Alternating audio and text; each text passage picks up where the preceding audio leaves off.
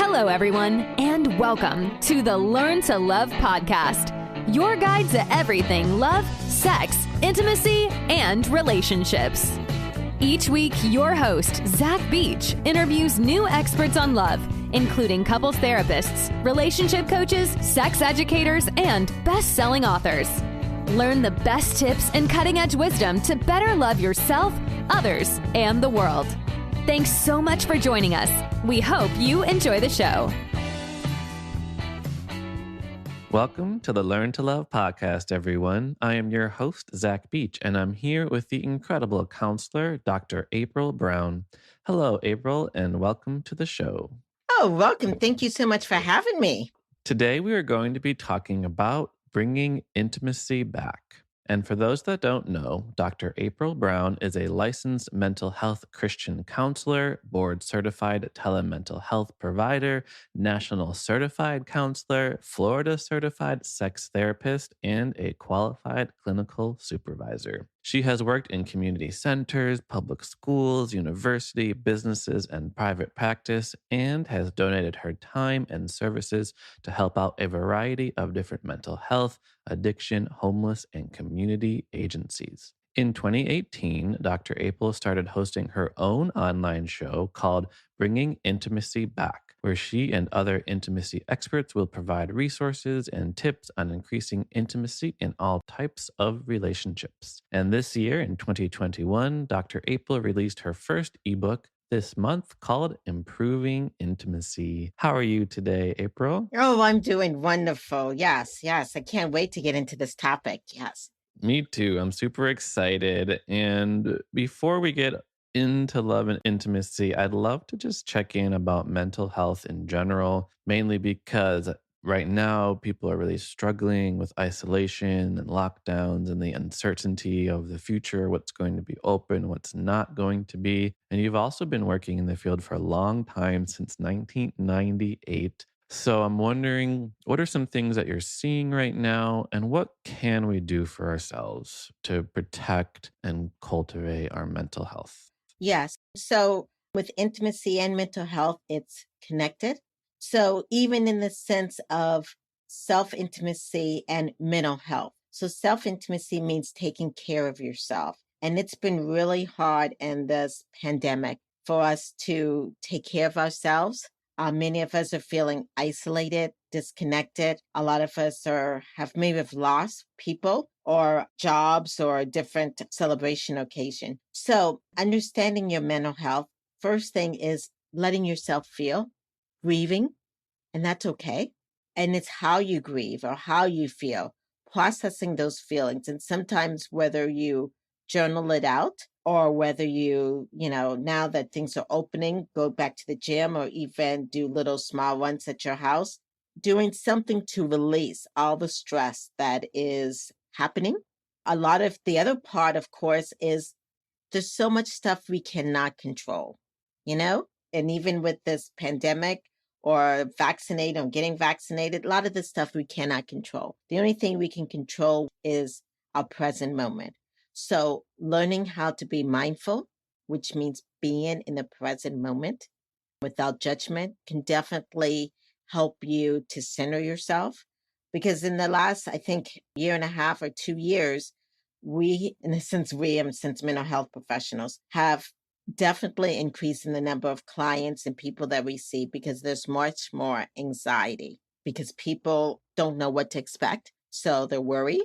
And of course, there's a lot of depression because, in all honesty, we were born connected with someone in a mother's womb or whatever. And so now with all this, there's been a lot of disconnect. We can't connect with our family, friends, get hugs, and touch is so important. So there's more depression. However, now that we're in 2021, things are opening up a little bit. You got to trust yourself to get out. Even if you don't want to get out and be around people, now that most of America is in the spring and summertime, get outside, go for a walk, just get out that house.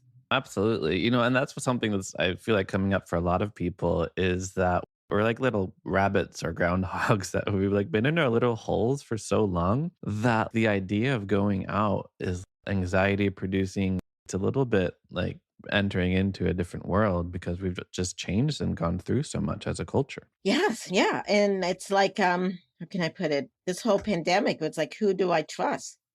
Because you didn't know if I can trust the person next to me to give me the virus, or I can trust the news to tell me about what's going on. So now it's that fear.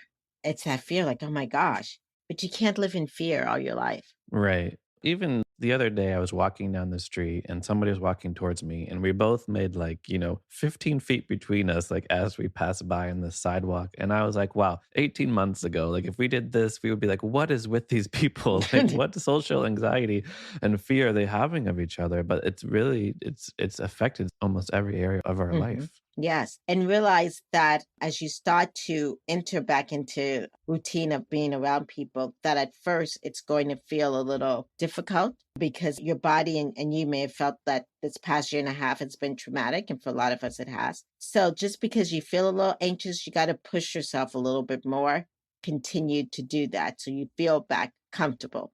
Yeah, I love that phrase that growth happened at the edge of our comfort zone. Hmm. And there are instances that we do have to push ourselves. And I'm curious, like, as a counselor, how you do find that balance between kind of pushing somebody to step outside of their comfort zone and then not going to the extreme of something like re traumatization. How do you balance between like being safe and going to the opposite extreme of trauma to that really special, like, middle path of growth and personal development? So many times it's really just talking it out and rationalizing and coming up what are realistic fears and what are irrational fears. So, like you said, just going for a walk outside, and if someone were to come close, you can move, so that's different than, well, maybe I'll go to a nightclub, at 12 o'clock at night, where people are dancing and everything, and that's a little bit harder to move. So, finding something, and even if it's just a little baby step, is extremely helpful. So let's say you haven't gone to the grocery store, you've been ordering everything, and now if you're vaccinated and you're like, oh, maybe if I go with a mask, I can at least go into the store. So it's just finding those little areas that you can push a little bit of beyond your comfort zone. If you're going someplace and you're like your hands and everything are trembling, that's way too much for you at that moment if your body's responding like that. But if you're going and your heart rate's just up a little bit, yeah, Absolutely. It's that journey of 1,000 miles that begins with one step, right? yes. And we do want to see that kind of consistent growth over time. And I feel like a lot of people do kind of enter into counseling relationships like with really high expectations, particularly because we live in kind of like an instant gratification society. Like we all want that pill to make us immediately feel better. And just tell our listeners a little bit about like how effective is counseling to you in general?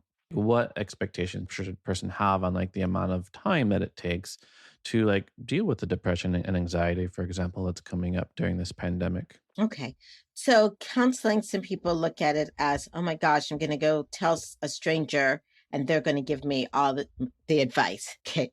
Yes. And that's not really what counseling is really about. Counseling is really about helping you find the answers within.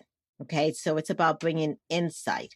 So the counselor is very usually good at understanding the process, but you provide the data and the information, and we help you walk through that process. So it's how much you put in is what you're going to get out. That's number one. Number two, of course, with counseling, you've got to find someone that you can relate to. I mean, there's a variety of different therapists. I'm not for everyone, and knows no one. So you've got to find a therapist. I mean, there's some that are funny. There's some that are very serious. There's some that talks more. There's some that just listen. We all come from different backgrounds. Yes, yes. I'm a cognitive behavior, so I'm more into the thoughts that cause you how to feel. But when you go, it is a process. So that first, 1 or 2 sessions, maybe even 3, it's really about building rapport. So if you're coming in and let's say you have a very serious problem that you think is serious, and you're afraid to tell your counselor, and you just decide to tell them something smaller, that's okay because we know that when people fill out the information, and they let us know what they're coming in. That's just a small problem versus the big problem, because it's about building trust. And so that's what the first few sessions are about, and then getting into some work.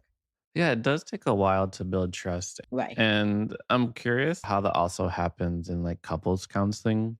I'm thinking about a story I read with some couples counselor where like they were trying to dig into kind of this the sexual dysfunction the couple was having. Many sessions go by and then like they're talking about kind of like surface level issues and then they're trying to figure it out.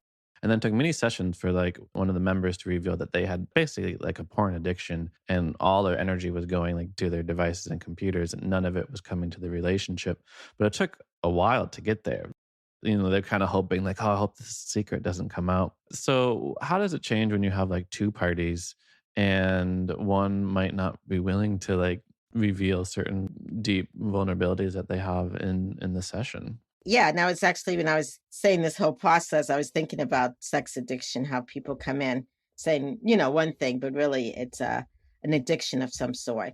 So with couples therapy, what I personally do and what I help my counselors underneath do also, I meet with the couple at first, and prior to meeting with them, they each get intake paperwork where they can put in their own stuff. But then I meet with them, and then after I meet with them, then I meet with each of them individually to understand their backstory. So this helps, gives them a little bit of comfort, and sometimes bringing stuff up, and how we bring it into couples counseling. So sometimes they may share something in an individual session that will get brought up in couples therapy. But the individual session is a little bit safer. As a couples counselor, I'm not a believer of secrets.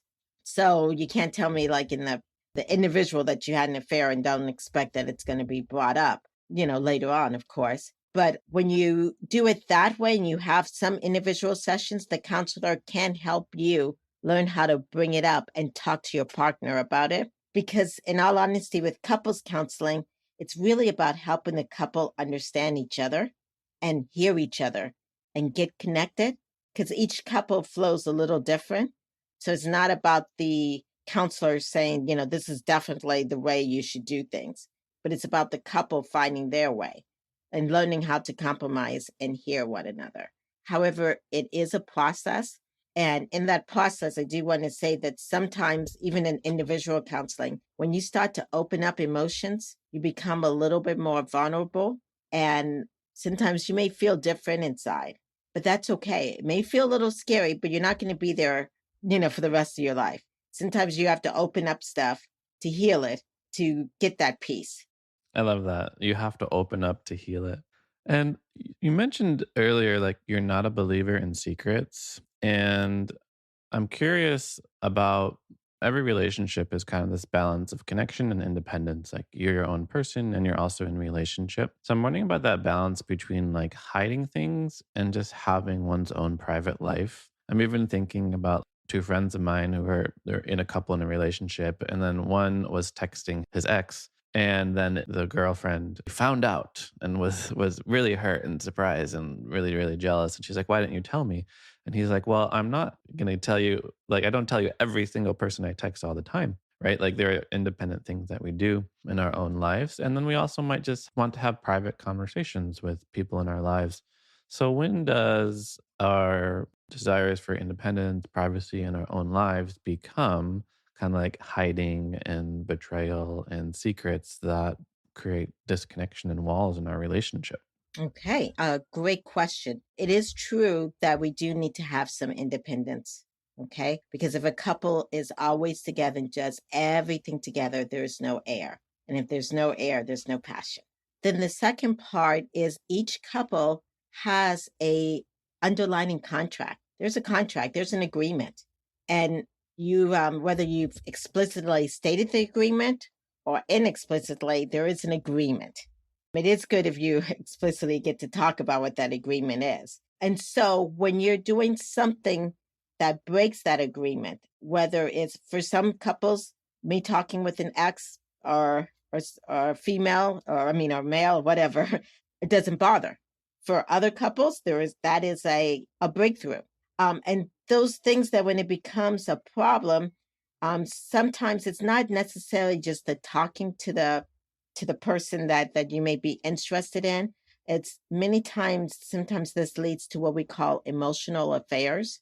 And what that means is that I have this other person that I talk to. And when something bad happens, good happens, unexpected, I go to this other person before I come to my partner. And that's what we call like an emotional affair. Okay, so what if you're in a situation and like you said, you text this person and then all of a sudden your partner is upset about it? Oh, they find out. That is a good time to start to talk about boundaries and what do you expect from me and what do I expect from the partner. If you've been together 5-10 years, you should already kind of know a little bit about this. You know what I'm saying? But if it's, and also in that scenario, it's about time length also. But if you're, 6 months in, you may not have known. And that's also, whether that's a red flag for you or not on either end. Do I want someone where I can always check their phone and my phones? Or do I want someone who can just trust me, trust that I make a good decision? In all honesty, you cannot stop someone from cheating. No? No, you cannot. No matter you do all these, I don't know, see where they're located, check their phones. You cannot stop someone from cheating. In the end, what you want is that if there's a room full of people, your partner chooses you. So it's not to get rid of everybody in the world, but you want your partner to choose you. And that's what we focus on and creating an intimate connection and improving it. Yeah, that makes perfect sense. I was even recently thinking about that phrase, good fences make good neighbors.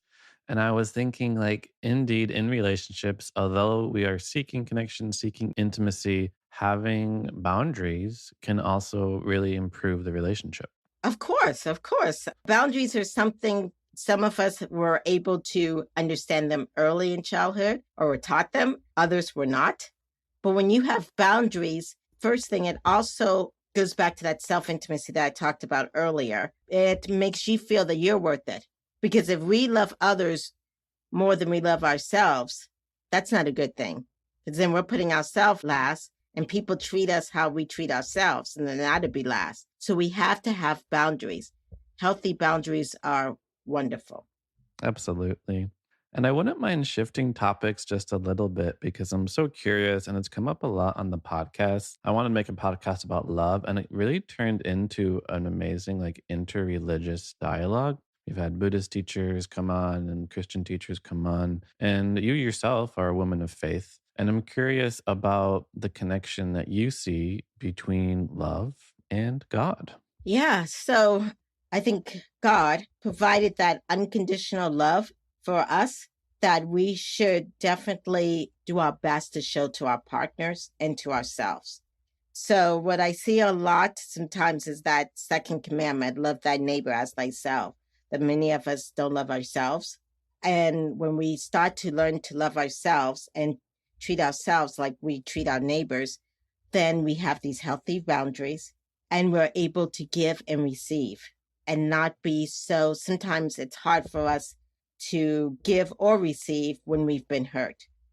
So I'm curious because you mentioned this unconditional love and then mentioned boundaries. So I kind of have two questions. First of all, when you say God provided us this unconditional love, would you say that there is an unconditional love inside of us? And then by getting in touch with it, we get in touch with God? And Right. then, Yeah. And then we feel safe. And if we feel safe, then we can give that unconditional love in the sense of my partner did something, but it wasn't him or her's intention to hurt me. so how does that unconditional love tie into something like a boundary or basically all the conditions we kind of put on our partner in order to love them? We don't say, I'm going to love you even if you hurt me, even if you betray me, even if you, some people even like, I asked you to load the dishwasher and sweep the floor and then you didn't and the house is a mess and I don't even know if I love you anymore. Like we have sort of like Yeah. desires that we want to get fulfilled. And that's why we're in a relationship. So how does that tie into this idea of unconditional love? Yes, it's about looking at a person's intent and not always thinking that they're trying to hurt me, and also being able to love ourselves. So if you're thinking you're just a doormat and you take the abuse, that means you're not also loving yourself. So that's in the sense of that unconditional love for yourself. So you have to have it for yourself and for others. However, if someone's being abusive to you, then that's not a relationship that you need to be in.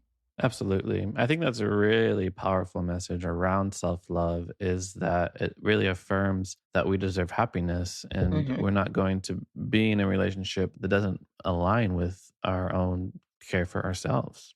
Right, right. And it's not your partner's job. Sometimes we think it's our partner's job to totally uplift us and to make us feel, worth everything in the world. That's your job. You're putting way too much on your partner. And finding that love for yourself sometimes requires, whether you call it God or Buddha, is listening to that inner spirit that's inside of all of us. We just call it different names. And what do you call the inner spirit inside of us? I call it the Holy Spirit, which is, I'm Christian, so it's and that. But I do believe that all of us have it, and we just call it different names according to the culture and times and everything that we've been taught. So let's move on to today's topic, which is intimacy, specifically bringing intimacy back. I'm not bringing sexy back, but I kind of wanted to, but we'll bring in intimacy back. So, really, my first question is well, if we're bringing it back, it must have gone somewhere. So, where did intimacy go?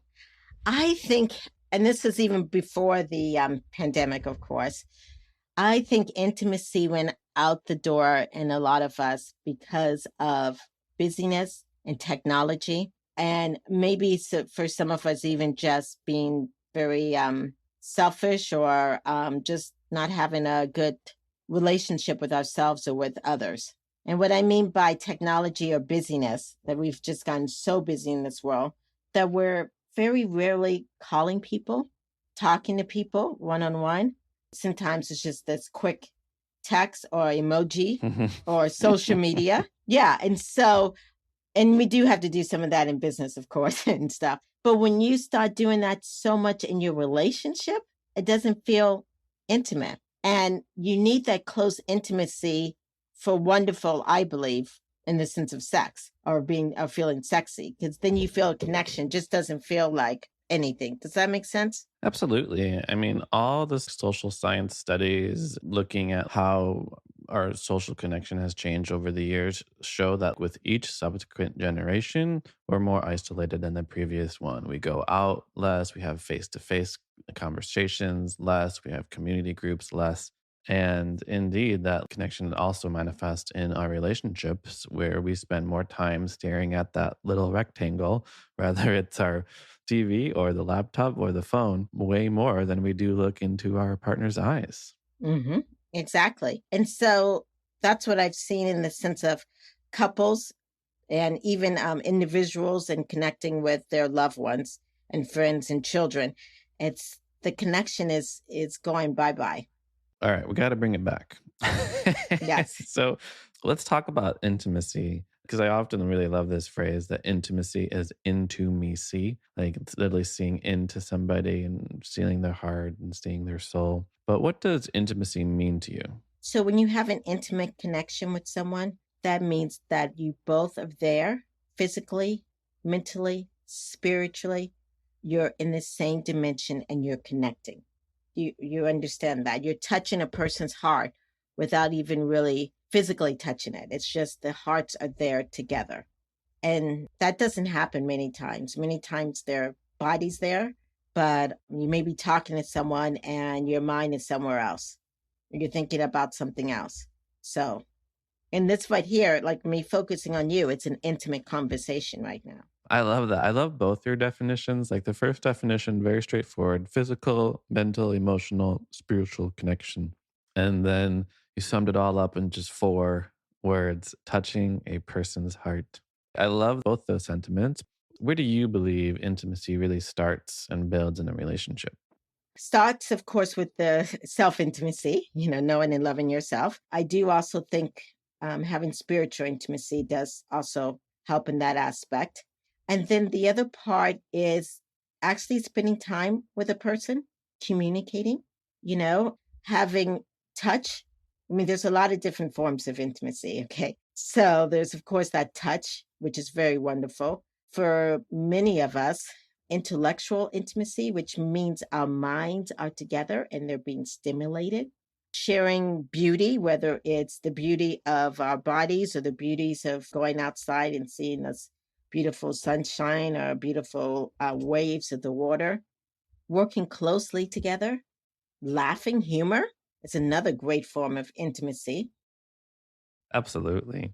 So, what are some other ways that we can spice up intimacy? Because a lot of people, I appreciate your emphasis on physical, emotional, spiritual, and intellectual, because a lot of people do just think that intimacy means physical intimacy and often just use it as code word for sex. Or they think that if their sex is lacking, then they're not going to feel connected to their partner. So, what are some ways that we can continue to build intimacy, particularly when it's lacking? So, when we talk about sexual intimacy, when I said before about the self part, if you love and understand your body and are comfortable in your own skin, so I'm comfortable being naked, I'm comfortable feeling all your feelings, and I know what arouses and desires me, okay? Then you have that spiritual aspect where you understand that sex is good, sex is for pleasure. God created sex. He wants it for you. So it's not like, you feel guilty or whatever.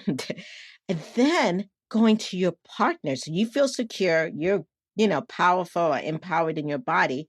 Then what you can give, that unconditional love we talked about, touching, caressing, and not really like, well, what are you doing for me? And then if your partner has that same strong thing that they're feeling confident, do you know how powerful that is in the sense of two people feeling very confident about their love for themselves and for each other and, for their spirit within and being able to play? So when it comes to intimacy or sex, I look at it as play.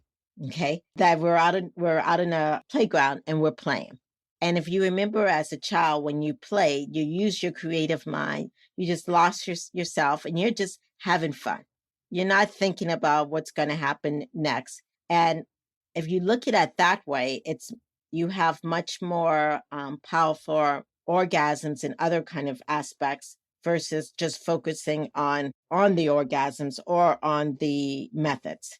Let's just play. Let's lose our creative self and just play like innocent children, exploring one another physically, mentally, and spiritually.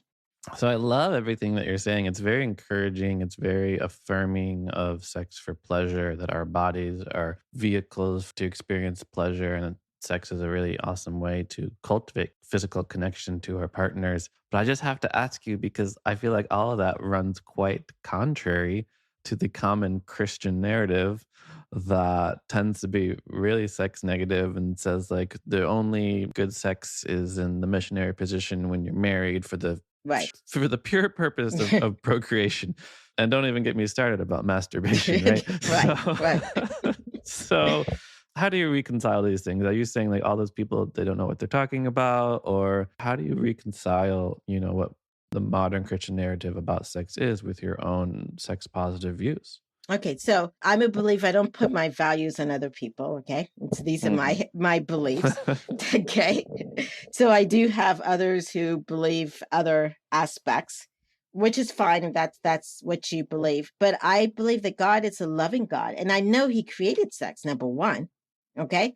Number two, and I don't mean that we have to be man and woman, okay, but not every man and woman that hooks up together can have children. So He couldn't just create sex just so every time you're supposed to produce a kid popping out, because that's not. And kids are great and they're miracles when they do happen. So that's in that aspect. And in the sense of whether we like boys or girls or a variety of different things, God knows who we are inside. He created us. And if we go around thinking, oh my gosh, I'm just this and that, and because I, love an alternate lifestyle. That's not how he wants. He wants us to love others as ourselves. And He created that temple and that body for pleasure. So that's how I look at it. And in all honesty, when it comes to my topic of bringing intimacy back, it was something that He put on my heart for me to start talking about it. And because many of us go and have these negative connotations about sex, and sometimes this has impact our marriages as whether we are married any kind of way, but we don't like enjoy sex because we're like, oh my gosh, I'm not supposed to enjoy it. It's nasty. It's negative. That's not what it's created for. And you see how our body responds when we have sex and when it's really good. For many of us can have orgasms and all that, but we have a release. Our endorphins increase. We have a sense of calm and peace. We're not as anxious. And that's a good thing for our body. Thank you so much. It's just so affirming to hear that from you, to hear that you believe God is a loving God. He loves us. He created us. He created sex and he created this body as a temple. And we can experience pleasure without the guilt and shame that many people want to put on us. Right, exactly. Beautiful. Thank you so much for that. And I want to go back to, because I feel like we keep coming back to this idea of self intimacy, being comfortable with ourselves. Earlier, you mentioned that if you love and understand your body and are comfortable in your skin, it will really improve intimacy also in in your relationship. So let's combine that with this idea that you said that intimacy is connection on a mental, emotional, and spiritual levels. So how do we create more self intimacy? How do we cultivate it? What are some practices and things that we can do to increase the love and understanding and comfortability of being in our own skin? Well, the first thing is loving your body. The second thing is knowing that it's okay to touch your body. That's okay. And it's okay to know how you get aroused. That's good. In fact, that helps, we expect our partner to know our body and know what makes us turn on and that kind of stuff. But it's really your job to know and to, help inform your partner. So that is and I think it's important to even teach our young people that because we get this bad notation, and I know you mentioned masturbation, that all that is just wrong and evil and whatever the case may be. But just how we learn what we like to eat and we learn a variety of different things of our own, the inside of our body. The same thing about learning about touch and what feels good. So that's one part of self intimacy. The next part is, of course, if you're single or even if you're in a relationship, is taking yourself out for dates and for honoring you, because that helps. If you honor yourself, then that helps your partner be able to honor you. And knowing I know you've done probably 5 love languages and all that, but knowing that definitely helps. Yeah, I mean, it really sounds like you're describing like just as we are in a relationship with somebody, we give somebody gifts and appreciation and we go on dates and we make love to them. As I feel like you're recommending like turning all that around and give it to ourselves, take ourselves on dates, pleasure ourselves and take care of ourselves when we need it. Right, because then if you're able to do that for you, do you know how much more confident you are when you do it for a partner or when a partner does it for you? Absolutely. And it's crazy because I recently finished this mindful self compassion training. And Okay. when you earlier you mentioned to know that it's okay to touch your body, and it was kind of in a reference to like, physical pleasure and masturbation. But in the course, one of the exercises that we did was we put our own hand on our own heart, and it was just like, it's okay. I'm here for you. And even at that time, it still felt, almost like selfish or indulgent, just to like, or even like vulnerable to put our own hands on our own heart and to give ourselves that like appreciation that we want.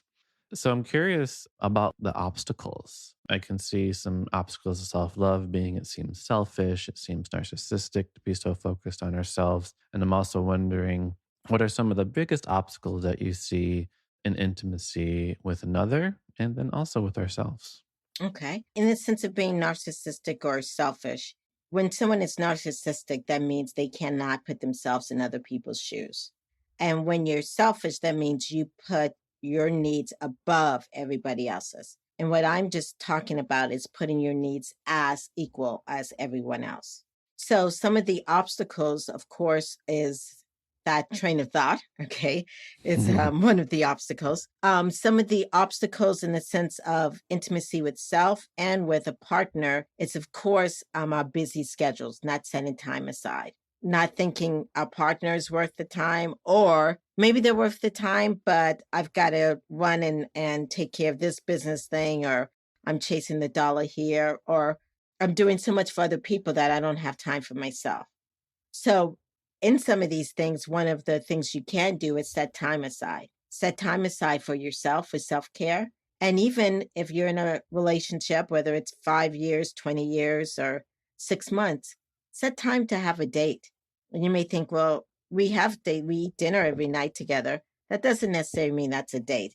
When you're dating or taking yourself out on a date, you're not thinking about problems or talking about bills or children or a variety of things. You're actually enjoying the moment. The other thing is being open to be creative and not doing the same old things over and over. So I know when you talked about spicing up the relationship or spicing up intimacy, all of us know that if we go to work 9 to 5 every day, it can become a routine that it's like, when something's a routine, you don't even remember how you drove to work that day because you just, been driving that same road. So if you learn how to spice things up, do things differently, it helps you bring in more awareness and more mindfulness of, something's different. So that's whether you bring in smells, different smells, candles, a variety of stuff, or you bring in, something, I don't know, blindfolds, so that when you're intimate, that you're maybe not using your eyes, but all the other senses are going to heighten because your eyes are closed or whatever. I mean, that's just something else. Whether you're doing whips, chains, or a simple vibrator, doesn't matter. Yeah, just bringing the different or lotions, or even just changing the atmosphere. I mean, yeah. Besides that, I mean, I've known couples who have only have had sex in the bedroom. What about on the couch? Yeah, just doing something different. Absolutely. I mean, I remember one of the best pieces of advice I heard a while ago is like you want to both incorporate scheduled time with your partner, a monthly or a weekly date night where you intentionally cultivate connection and also intentionally bring spontaneity in your life. New surprises, new experiences. That novelty just really helps to bring adventure and excitement and passion to the relationship. Right, exactly. So thank you so much, Dr. Brown, for coming on to the show and sharing us all your wisdom and your wealth of experience. It's truly wonderful. And I want to finish by asking you a question I love to ask all of my guests, which is quite simply, what do you wish everyone knew about love? That it's easy to attain. And I know many people out there looking for love. And it first, in all honesty, starts with loving yourself. Once you're able to definitely truly love yourself, that opens up the doors of feeling love from the higher power, from others, your partner. So it starts there. But I want you to know that each person is worthy of love. There's nothing that says that you're not worthy of love. You are. Yes, everybody is worthy of love. Everyone listening, you are worthy of love. Thank Yes. you so much, Dr. Brown, for your really wise and also really encouraging and affirming views on love and pleasure and connection and intimacy. And for our listeners who want to learn more about you and work with you, how can they find you? Okay, so I have a website that's easy to remember, www.draprilbrown.com, which is DRAPRILBROWN.com, just like that. And on the website, you can find information about my counseling services, my podcast called Bringing Intimacy Back, and the book that I have a new ebook out there on Amazon called Improving Intimacy. And if you're out there and you're like, wow, I really would like as a couple to become more intimate, I do have a new product service called Vacation Counseling, which you can come here in Southwest Florida. You could take a vacation with your partner and learn how to, of course, increase the intimacy between you guys through communication, sex, emotional stuff. So yes, just check us out. It's a couples retreat. And thank you so much for having me on the show. Thank you. So when September, October, November rolls around, the snow starts coming, have that intimacy vacation in Florida. Yeah. Amazing. Definitely. Yes. Thank you so much, Dr. Brown, for coming on to the show. And thank you, listeners, for listening to the show. We hope you take home so many valuable lessons from today, including recognizing that intimacy exists on physical, mental, emotional, and spiritual dimensions. And it's also just a matter of touching a person's heart. And unconditional love for others includes yourself. So putting your needs on the same level as other people's. Remember, God is a loving God. He created sex in your body for pleasure, and each person, including you, is worthy of love. If you want to learn more about me, you can go to zackbeach.com and learn more about the show at theheartcenter.com. Thanks again, Dr. Brown. Oh, thank you so much for having me on the show. Loved it. Thanks again for listening to the Learn to Love podcast. To learn more about the show and your host, head over to zackbeach.com or theheartcenter.com. You can also follow Zach on Facebook, Twitter, and Instagram.